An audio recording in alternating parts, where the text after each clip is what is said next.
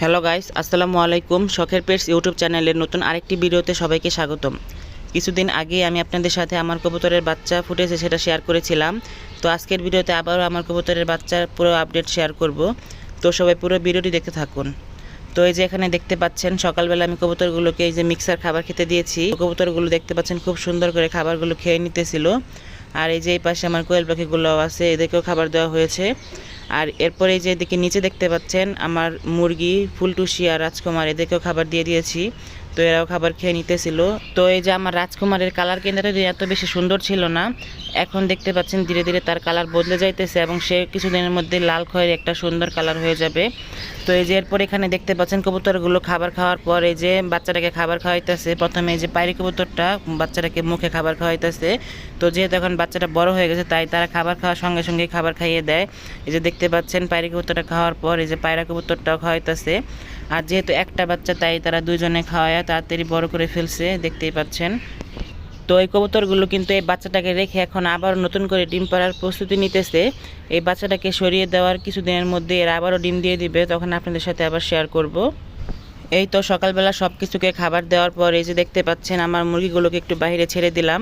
তো এই যে এখানে ফুলটুসি আর রাজকুমার ঘোরাঘুরি করতেছিল, আর মিনি তো ঘরে কুচে বসে আছে। তো ফুলটুসিও কিন্তু এখন কুচে হয়ে যাবে কিছুদিনের মধ্যে, সে 16টা ডিম পেরেছে আর হয়তো 2-1টা ডিম পারবে। তো ফুলটুসি আপাতত কুচে হলেও তাকে কিছুদিন এমনিতেই বসিয়ে রাখবো। আর মিনির নিচে ডিমগুলো থেকে যখন বাচ্চা ফুটা শুরু করবে তখন এই যে ফুলটুসির নিচে দিয়ে বাচ্চাগুলো নামাবো এবং আপনাদের সাথেও সেগুলো শেয়ার করব। তো এই যে আবার কিছুক্ষণ পর কবুতরের ঘরে আসার পর দেখতে পাচ্ছেন এই যে কবুতরগুলো তার বাচ্চাটাকে নিয়ে সুন্দর করে এখানে বসে আছে। আর আমি এই কবুতর দুটাকে একটু বাইরে বের করে দিলাম এবং এই যে বাচ্চাটাকে একটু বের করে আদর করতেছি। আর আপাতত আমি কোনো কবুতর বাড়াবো না, এই এক জোড়াই রাখবো। যেহেতু এক জোড়া আমি এই শখ করে পালন করি, তো এটার বাচ্চা যেগুলো ফুটবে ওগুলো আমরা ঘরেই খেয়ে ফেলবো, বাহিরে বিক্রি করব না। তো এই যেখানে দেখতে পাচ্ছেন বাচ্চাটা দেখতে মাশাআল্লাহ অনেক কিউট হয়েছিল। তো এদেরকে এই যে দুপুরবেলা আবারও খাবার দিয়ে দিলাম এবং এই যে কবুতরগুলো খাবার খেয়ে এদেরকে আবারও খাওয়াবে। তো আমার কবুতরগুলোকে কিন্তু আমি দিনে 3-4 বারের মতো খাবার দিই এবং বাচ্চা ফোটার পর আমি এদেরকে একটু বেশি খাবার দিয়েছিলাম। এরপরে এই যে পাশে দেখতে পাচ্ছেন আমার কোয়েল পাখিগুলোকেও দুপুরে আবার খাবার দিলাম। এরা কিন্তু এখন 4টায় রানিং ডিম দিতেছে। আপনাদেরকে দেখিয়েছিলাম যে এরা কিছুদিন আগে অনেক মারামারি করতেছিল, তো সেই সমস্যা সমাধান হয়ে গেছে। আর এদের মধ্যে যে পুরুষ কোয়েল পাখিটা এনেছিলাম সেটা তো জবাই করে ফেলতে হয়েছিল, আপাতত আর কোনো কোয়েল পাখি আনবো না, এগুলোই ডিম পারবে। এই যে দেখতে পাচ্ছেন দুপুরবেলায় যে আমার মুরগিগুলোকে একটু ঘরের ভিতরে আটকে দিলাম।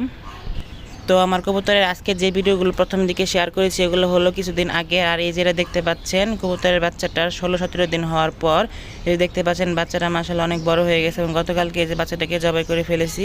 তো এই কবুতরগুলো কিন্তু এখন আবারও ডিম দিয়ে দিবে। তো বন্ধুরা, আমার আজকের এই ভিডিওটি এই পর্যন্তই ছিল। ভিডিওটি আপনাদের কাছে কেমন লেগেছে অবশ্যই কমেন্ট করে জানাবেন এবং যারা আমার চ্যানেলে নতুন তারা অবশ্যই আমার চ্যানেলটিকে সাবস্ক্রাইব করে পাশে থাকবেন। সবাইকে ধন্যবাদ। আল্লাহ হাফিজ।